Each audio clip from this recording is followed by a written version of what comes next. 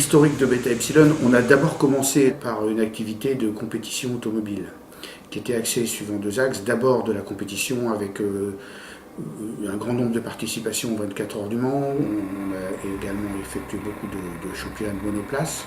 Ensuite, on a commencé à travailler sur de la construction de véhicules de compétition.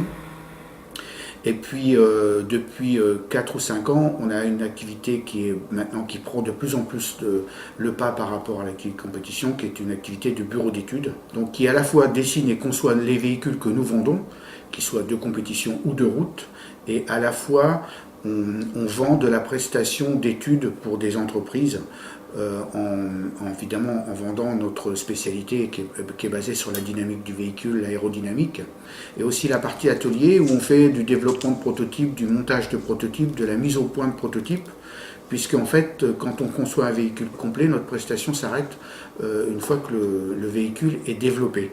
Ensuite, on passe le relais à des usines dont c'est le métier de fabriquer et de produire en série.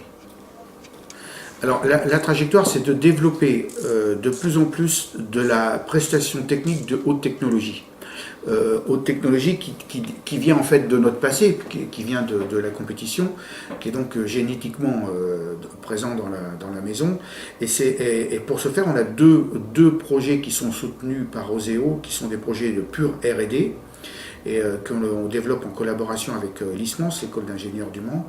Et parmi ces deux projets, il y en a un qui est particulièrement primordial pour nous, c'est le développement de systèmes de fixation solide entre des éléments qui génèrent des vibrations, puisque comme vous le savez, la réduction de vibrations, c'est un facteur effectivement humain, hein, pour les gens qui travaillent sur les machines, mais c'est aussi générateur de bruit.